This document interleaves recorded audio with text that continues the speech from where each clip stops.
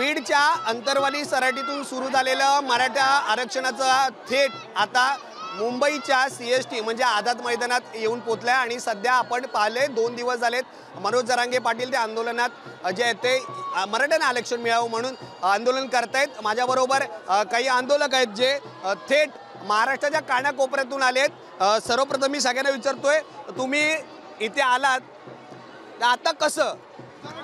जरांगे पाटील म्हणते तसं, आता कसं जरांगे पाटील म्हणते तसं। मुंबईत आला तुम्ही, मुंबईकरांना हे गणेशोत्सव सुरू आहे, गणेशोत्सवात बरेच बाहेरून लोक येत असतात, तुम्ही आलात, तुम्हालाही आरक्षण मिळवलंय, पण मुंबईकरांना याचा त्रास होतोय।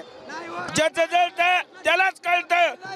आम्हाला आमच्या गोरगरिबांना आरक्षण मिळावं हीच इच्छा आहे, आम्हाला मुंबईकरांना त्रास द्यायचा नाही। मग तुम्ही आता किती दिवस मुंबईत मुक्काम करणार? जोपर्यंत पाटील म्हणते तोपर्यंत नाही, जोपर्यंत आम्हाला आरक्षण मिळत नाही तोपर्यंत। काय काय काय काय काय मागण्या आहेत तुमच्या? म्हणजे आता तुम्ही म्हणताय तुम्हाला आरक्षण पाहिजे, पण तुम्हाला नेमकं काय काय तुमच्या मागण्या आहेत? कोणी पुढे येऊन काही सांगाल का? तुमच्या मागण्या काय आहेत? तुमच्या मागण्या काय आहेत? आमच्या मागण्या, आम्हाला आमच्या सर्व पाटलांचा आदेश असा आहे की ज्यांच्यावर केस आहे त्यांच्या माघार घ्यायच्या आणि आम्हाला सरसकट कुणबी प्रमाणपत्र द्यायचं आणि हैदराबाद गॅजेट लागू करायचं, इतक्या पाटलांच्या मागण्या आहेत, त्या सरकारने मान्य करावा। हे दलिंदर सरकार आहे, ते आतापर्यंत पण लक्ष देत नाही, कारण आमच्या पाटलाला 2 दिवस झालं तरी पण यांचं शिष्टमंडळ येतो म्हणून असे नुसते चाळवाने लावत आहे, पण ते आणखीन ह्या गोष्टीवर दखल घेत नाही।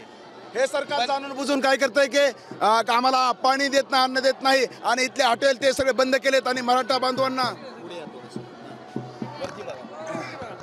ह्या मराठा बांधवांना काय करतंय की खेळ धरलंय, वेटीज धरलंय, जेणेकरून अन्न पाणी येथील सुविधा सुख सुविधा सर्व बंद केलेल्या आहेत आणि कुठेही संडास बाथरूमची सोय नाही, काही नाही। आमचे मराठा बांधव निकराचा लढतात आणि आमचे जी पार्किंग होती ती लांब केली होती, त्याच्यामुळे आमच्या मराठा बांधव एकदम घायाळ झालेले आहेत आणि तरीपर्यंत आमचे जरांगे पाटील साहेबासाठी आम्ही आमचा प्राणही द्यायला तयार आहेत। आणि मुंबई महानगरपालिकेतर्फे इथे काही सुखसुविधा करण्यात आल्या, पाण्याची व्यवस्था केली आहे, काही केलेलं नाही साहेब। आम्ही इथल्या महापालिकेने आम्हाला पाण्याची सोय केलेली नाहीये, संडास बाथरूमची सोय केलेली नाहीये, कुठली राहायची सोय नाहीये किंवा हाय ते बंद करतात। आम्ही पावसात जर कुठं असतो तर कुणी हाकलून लावतंय आणि मग आम्हाला रस्त्यावर फिरावं लागतंय आणि आम्ही काही खाल्लं पिल्लं आम्ही काही खाल्लं पिल्लं नाही, आम्हाला मिळलं तर आम्ही असे उपासीच आहोत। आम्ही अशा परिस्थितीत तरी तुम्ही मुंबईत राहताय। आम्ही आमच्या समाजासाठी निर्धार केलेला आहे। आमच्या मुलाबाळाचं जर पुढील ध्येय यशस्वी करण्यासाठी आमचा प्राण गेला तरी चालेल। आम्ही जरांगे पाटील साहेब आहोत, आम्ही ठामपणे आहोत, आम्ही कुठलीही पर्वा न करता आम्ही जिद्दीने मराठ्याचा लढा लढतो। आम्ही आता माघार नाहीये, आम्ही आरक्षण भेटल्याशिवाय आम्ही माघार होणार नाहीत। आता किती दिवस मुक्काम करणार? आम्ही काही विचार नाही, आम्ही 15 दिवस लागू, महिना लागू, परंतु आमचा देह जरी गेला इथं त्याग करू, परंतु आम्ही आरक्षण घेतल्याशिवाय सरकारच्या छातडा बसून आम्ही आरक्षण घेऊ। ही आमची मराठ्याची निर्धाराची लढाई आहे। तुम्हाला विचारतोय, आरक्षण शक्य नाही असं काही लोकांचं म्हणणं आहे, काय वाटतंय तुम्हाला? आरक्षण शक्य आहे की नाहीये? आरक्षण शक्यच आहे, ते आमचं आरक्षण हे संविधानातच लिहून ठेवलेलं आरक्षण आमचं। ही जे पाठीमागच्या काळामध्ये जो पिढ्यानपिढ्या जो आमचा जो आम्हाला ज्या वेळेला आमच्या पूर्वीच्या लोकांना आम्हाला जमिनी भरपूर होत्या, त्यावेळेला आम्हाला आवश्यक नव्हती, कारण आम्ही मराठा समाज हा 18 पगड जातींना सोबत घेऊन चालणारा समाज आहे। ज्यावेळेला आम्हाला गरज नव्हती त्यावेळेला आम्ही तुम्हाला खायला दिलं होतं। आम्ही म्हणलो जसं आम्ही एखादी जमीन असती, आमच्याकडे भरपूर आहे बाबा, तुला खायला नाही, ही 2 एकर तुला आम्ही खायला देतो, अशी म्हणून आम्ही दिलेलं खायला आमचं जे आरक्षण होतं ते तुम्हाला खायला दिलं होतं।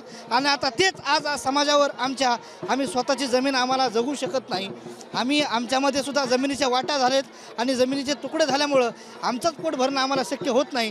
त्याच्यामुळं आमची जी तुम्हाला दिलेला वाटा होता तोच वाटा मागण्यासाठी आमचा हा लढा आहे। आणि पण ओबीसी कोट्यातून तुम्हाला आरक्षण हवं आहे असं तुमचं मागणं आहे, म्हणजे पाटील म्हणतात तसं, पण ओबीसी समाज असं म्हणतंय की आमच्या कोट्याला हात लावू नका। अहो पण मराठा आणि कुणबी एकच समाज आहे। मी म्हणतो आम्ही तुम्हाला एकच सांगितलं की जे आमचं आहे तेच तुम्हाला मागतो। आम्हाला तुमच्या आरक्षणाला धक्का न लावता तुमचं जागेवर राहतंय, पण आम्ही जे शक्य आहे शक्य शक्य करावाच लागणार आहे. संविधानाचा नियम बदलणं, राज्यघटना बदलून टाकणं एवढं शासनाला सोपं नाहीये. अजून काही लोक आहेत ती मुंबईत येणार आहेत असं म्हटलं जातं. लक्षात घ्या, मुंबईमध्ये आज एक लक्षात घ्या, आज जरांगे पाटील गेली 25 वर्षापासूनचा हा त्यांचा लढा आहे. आजचा आणि उद्याचा एक दिवसाचा नाही आहे. आज त्या माणसानं घराघरापर्यंत, दारादारापर्यंत, चुलीपर्यंत त्या माणसाने हृदयात स्थान केलं आहे. आज तो मराठा योद्धा लाख मेले तरी चालते, पण लाखाचा पोशिंदा जिवंत राहायला पाहिजे ही भावना प्रत्येक मराठा समाजाच्या मनामध्ये. एक प्रश्न असा परत तुम्हाला विचारतोय, त्यांना पण विचारलं. आता मुंबईत तुम्ही आलात, मुंबई आर्थिक राजधानी म्हटलं जाते, इथे बरेचसे कार्यालय आहेत, आता सध्या बंद आहेत. काही लोक आले नाही आहेत का तर मराठी आंदोलक आलेत, तुमच्यामुळे त्यांना त्रास होतोय. आमच्यामुळं मराठा समाज हा जाणून बुजून कोणाला त्रास देणारा नाही आहे, पण ह्या सरकारनं आम्हाला जाणून बुजून त्रास देण्याचं काम केलं. आज 3 दिवस झाला आम्ही येतोय. आमची कुठल्याही प्रकारची, आमची जी काय मराठा बांधव आहेत, आमच्याच मराठा बांधवांनी जेवढं शक्य आहे, जेवढं सरकारचं नाक आणि तोंड दाबल्याशिवाय सरकार जागा होणार जेवढं नाही. शक्य 2 मिनिटं थांबा. जेवढं शक्य आमच्याच मराठा बांधवांनी जेवढं शक्य होईल तेवढं त्यांनी सहकार्य करण्याचा प्रयत्न त्या ठिकाणी चालू आहे. कारण लाखोंचा जनसमुदाय आहे, त्यामुळं समाजाला जेवढं काही सहकार्य करता येईल तेवढं फक्त समाज करतोय, समाज म्हणून करतोय. पण सरकार म्हणून या सरकारने कुठल्याही प्रकारचं आम्हाला सहकार्य, एक मुलाचंही सहकार्य केलेलं नाही आहे. हे सर्व दुर्दैवाची गोष्ट आहे की हे सुजलाम सुफलाम शिवछत्रपतींच्या महाराष्ट्रात आम्ही राहतोय. जे शूरवीर क्षत्रिय मराठ्यांना जी आज त्यांच्यावर वेळ संकट आली, जो मराठा 18 पगड जातीसाठी आजपर्यंत ढाल आणि तलवार घेऊन रस्त्यावर उतरत होता, त्या समाजावर आज लढत असताना त्यांचा हाल अत्याचार दिसताना या सरकारला बघावंसं कसं वाटतंय. मला वाटतं हे सरकारमध्ये निवळ जे निजामाचं जे मराठवाड्यामध्ये पहिलं निजामाचं सरकार होतं त्या पद्धतीने निजामाचं सरकार आहे. आम्हाला आता या ठिकाणी जाणवायला यापुढची भूमिका काय असणार आहे? या पुढची भूमिका अशी आहे की आमची की जोपर्यंत पाटील आदेश देत नाहीत तोपर्यंत आम्ही इथं राहणार. आणि घरी सांगून पण म्हणजे पाटील म्हणतात तसं घरी सांगून पण आलेलो, घरी सांगून आलो तर तुमचा गेलो. सर्वात प्रथम ही जी लोक आलेत सगळे, ही जी मराठा बांधव आलेले ही का आलेले ही समजून येण्याची गोष्ट आहे. पहिली गोष्ट तर ही सगळे आलेले आहेत तर त्यांच्या आरक्षणाच्या लढ्यासाठी, आणि सगळे शांत चित्तेने इथपर्यंत आले होते. पण प्रत्येक वेळेस सरकारनं जी आडमुठी भूमिका घेतलेली आहे त्यामुळे तुम्हाला हा रोज दिसतोय. आता दुसरा प्रश्न असेल तुम्हाला की तुम्हाला आरक्षण कशामधून पाहिजे, तर या सर्वांची आज मागणी जी आहे ती ओबीसी मधून पाहिजे. ओबीसी मधून का पाहिजे? कारण की जेव्हा आजपर्यंत आम्ही फक्त आरक्षण मागत होतो, आम्हाला सरकार मानत होतं की ठीक आहे आम्ही आरक्षण तुम्हाला देतो, पण आम्ही कधीच नाही सांगितलं की आम्हाला कसं पाहिजे. आम्हाला एससीबीसी मधून दिलं आम्ही घेतलं, आम्हाला ईएसबीसी मधून दिलं आम्ही घेतलं. आजपर्यंत मराठा समाजाची कधीच आडमुठी भूमिका नव्हती आणि नसणारी बी आहे भविष्यात. पण ज्या वेळेस द्यायचा आम्हाला आंदोलकांनी हा प्रयत्न केला सरकारने आरक्षण, तेव्हा आम्हाला फसवलं गेलं. ठीक आहे, आम्ही आतापर्यंत सरकार मायबाप सरकारवर आम्ही विश्वास ठेवत होतो. का ठेवत होतो? कारण की आम्हाला आरक्षणाचं महत्त्व माहिती आहे. आम्हाला वाटत होतं की आमच्या कुठल्या तरी आडमुठ्या भूमिकेमुळं, आमच्या समाजातल्या काहीतरी भूमिकेमुळं आमचं आरक्षण जाता कामा नये. म्हणून आजपर्यंत आम्ही ईएसबीसी असो, एससीबीसी असो, नाहीतर कोणतंही आरक्षण असो आजपर्यंत आम्ही मागत होतो. पण इंदिरा साहनीच्या खटल्यानुसार जर 50% वरी जाता येत नाही तरी पण हे लोक 50% वरी गेले, आम्हाला आरक्षण दिलं. बॉम्बे हायकोर्टात यांनी काही करून टिकवलं हे आम्हाला माहीत नाही, पण सुप्रीम कोर्टात हे आरक्षण टिकलं नाही. म्हणून एकमेव पर्याय, आणि एससीबीसीचा जरी तुम्ही अर्थ घेतला तर त्याचा समानार्थी शब्द होतो ओबीसी. मग आमचं सरळ या सरकारला मागणी आहे की आम्हाला आरक्षण ओबीसी मधूनच पाहिजे. आता ओबीसी मधून का पाहिजे? कारण की ओबीसी, एससी आणि एसटी या 3च कॅटेगरी आहेत आरक्षणाच्या महाराष्ट्रात नाही त्या पूर्ण देशामध्ये. त्याच्यामुळे एससी आणि एसटी मध्ये मराठा समाज बसत नाही. पण आमचा मागाशिक समजलेला असलेला जे समाज आहे आणि एज्युकेशनली बॅकवर्ड असलेला आमचा जो समाज आहे तो ह्याच्यामध्ये बसतो. आता राहिला प्रश्न, हा सगळे लोक कोण आहेत? हे सगळे कोणी आमदार नाहीत, खासदार नाहीत, कोणी ही सगळे कुणबी आहेत, ही सगळी शेतकरी आहेत आणि स्वतःच्या पैशानं गावातून स्वतः प्रत्येकाने आंदोलन करून रुपया गोळा करून स्वतःचे टेम्पो घेऊन इथपर्यंत सगळे आलेले आहेत. पण एका कुणाचा समाजाचा इथं टेम्पो नाही. आम्हाला फक्त हे लोक बदनाम करण्याचं काम करतात. आज पण त्या मैदानावर जाऊन बघा, एवढी घाण साचली आहे, एक ही सोय ही लोक करतात. तरी पण या एकाची ही तक्रार नाही की आम्ही इथं थांबणार नाहीत, आम्ही जाणार नाही. ठीक आहे, नाही बसायला आम्ही बसू, इथं मरू. पानिपत मध्ये लढलो, आज सुद्धा आम्ही लढू. पण मनोज दादा जरांगे पाटलांनी जो आम्हाला आदेश दिलाय, जी आम्हाला स्त्री आम्हाला कार्यक्रम जी राखून दिलाय तो आम्ही फॉलो करणार, ते आम्ही पाळणार. आणि जी काय आम्ही, आणि बघा आमची ओबीसी मधूनची मागणी कदापि हटणार नाही. त्याचं कारण सांगतो. जेव्हा विदर्भातला आज तुम्ही आम्हाला उदाहरण देता, पंजाबराव पाटलांनी त्यावेळेस सांगितलं की ठीक आहे तुम्ही कुणबी लावा, आणि आमच्या इकडल्या लोकांनी नाही लावलं. आता आम्ही कुठलेच सगळे आम्ही जास्त करून मराठवाड्यातलेत. त्या काळात आमच्या इथं निजामशाही होती. निजामानं आमच्यावर काय अत्याचार आणि जुल्म केलेत ते आमच्या जीवाला माहिती आहे. आजच्या महाराष्ट्रातले जे मुख्यमंत्री आहेत एकेकाळी विदर्भ वेगळा होण्यासाठी मागणी करत होते. तीच मुख्यमंत्री आज महाराष्ट्राचे आहेत. पण ह्या मराठवाड्यातल्या लोकांनी अन्याय सहन केला. पण आतापर्यंत मराठवाडा वेगळी करा ही मागणी केली नाही. इथंच राहिले, ह्याच महाराष्ट्रात राहिले, कारण की असा हा महान राष्ट्र आहे. राहिला गोष्ट काल परवा निघालेल्या नोंदीची, मला सांगा फक्त शिंदे समितीनं थोडं काम केलं तर 58 लाख नोंदी निघाल्यात कुणबी असलेल्याचा. जर ती कुणबी आहेत मग आम्ही कोण आहेत? आम्ही पण कुणबीच आहेत.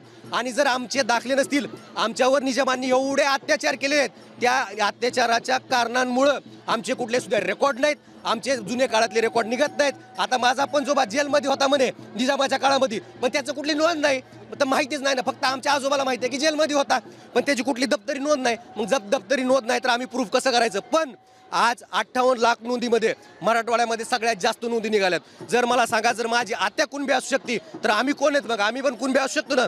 म्हणून त्या धर्तीवर सगळे सोयरे, फक्त पाटलांनी तो शब्द घातला की सगळे सोयरे म्हणजे कोण? रक्ताचे, ज्यांच्यासोबत आपलं सोयरकीन होतं, ज्यांच्या आपले रुटी बिटीचे व्यवहार होतात, असे ह्या लोकांसाठी ही आहे. आणि हा जो तुम्हाला उत्साह दिसतोय ना, फक्त हा उत्साह आहे तो आंदोलन सुरू ठेवण्यासाठी.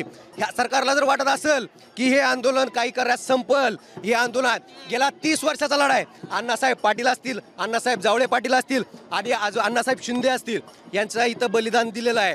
एक सांगतो, यानंतर कोणी बलिदान देणार नाही, पण हा लढा असाच सुरू राहील एवढे मी सांगतो. आणि मनोज दादांसोबत हे पूर्ण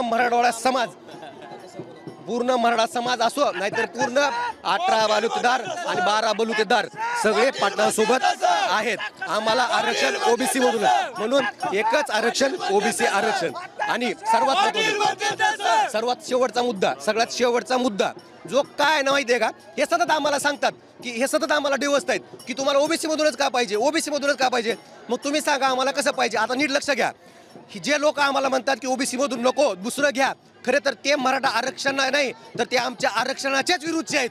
आणि जे आम्हाला मराठा ठीक आहे, जे म्हणतात की ओबीसी मधून घ्या, ते त्यांना खरं वाटतंय की मराठ्यांचे लेकरं शिकले पाहिजेत, त्यांना खरं वाटतंय की ते मराठ्यांच्या इथं लेकरं मोठे झाले पाहिजेत. फक्त हा शिक्षणाच्या संदर्भातला लढा नाही. आणि हे लोक सगळे बोलतायत की ठीक आहे नोकऱ्या नाहीत सरकारीमध्ये, मग आरक्षण कशाला पाहिजे? आम्हाला आरक्षण ठीक आहे देऊन तर बघा आमचे लोक काय काय करतात. तुम्ही जर देऊन बघणारच नाहीत, तुम्ही जर आम्हाला देणारच नाहीत जेवायला, तर आम्ही खाणार काय? तुम्ही सांगताय की ताट भरलेला आहे. ठीक आहे, आम्ही काय कोणाचं मागत नाहीत, आमच्या हक्काचं मागतोय. एक मंडळ आयोगानंतर 14% महाराष्ट्रात वाढलं कसं, ह्याचं गणित पण आम्हाला सांगा. जर ठीक आहे मराठा वगळून द्या, एससीची बेरीज करा, एसटीची बेरीज करा, ओबीसीची बेरीज करा, ब्राह्मण मारवाडी मुस्लिमांची बेरीज करा, तरी पण ते 100%च्या वरी भरतं. मला सांगा देवेंद्र फडणवीस साहेब, महाराष्ट्रामध्ये असो किंवा असं तुम्ही कुठलं गणित मांडलंय जी की 100%च्या वरी तुमचं जाते? मग आम्ही काय मराठे काय खलिस्तानवादी आहेत का? आम्ही काय मराठे काय बाहेरून कुठून पाकिस्तानचे आहेत का?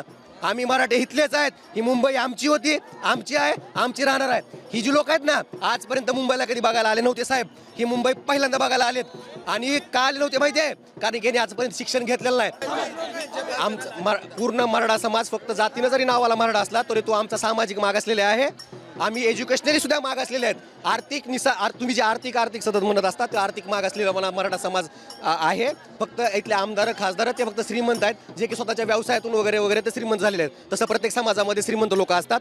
आम्हाला ओबीसी मध्ये घाला. ऑलरेडी इथं 8 लाख रुपयाची क्रिमिनलची अट आहे. जे मराठा श्रीमंत लोक आहेत, जे 8 लाखाच्या वरी जातात, त्यांना असं पण ओबीसीचा फायदा मिळणारच नाही. त्यामुळे हा फक्त गरजवंत मराठ्यांचा लढा आहे. त्यामुळे आमची मायबाप सरकारला विनंती आहे, साहेब हैदराबाद गॅजेट मान्य करा, कोल्हापूरचं गॅजेट मान्य करा, बॉम्बेचं गॅजेट मान्य करा आणि आमचा पूर्ण मराठवाड्यांच्या आणि ज्या लोकांवर निजामानं जे अत्याचार केलेले आहेत त्या लोकांचा पूर्णपणे ओबीसीमध्ये समावेश करा.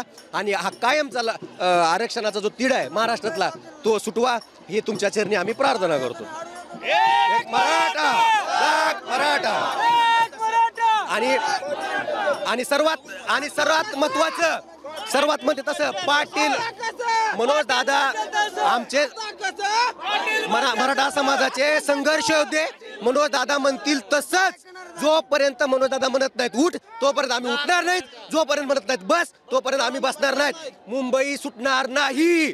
आणि आणि आणि सगळ्यात महत्वाचा शब्द देतो आम्ही मराठा बांधव, आणि मराठा बांधव म्हणून सर्वांना शब्द देतो मुंबईकरांना, आमचा तुम्हाला त्रास होणार नाही, पण पण पण आम्ही मुंबई सोडणार नाही. यापुढे मराठी आंदोलकांची भूमिका आहे ती ठाम आहे की जे काय आहे ते आरक्षण मिळाल्यावरच मुंबई सोडणार आहेत, अन्यथा अजूनही काही लोक आहेत ती मुंबईच्या दिशेने यायला निघाले. त्यामुळे मुंबईची परिस्थिती आणखी बिकट होऊ शकते. व्हिडिओ जर्नलिस्ट स्वप्नील मोरे, मी महेंद्र गोयल, जय महाराष्ट्र न्यूज, मुंबई.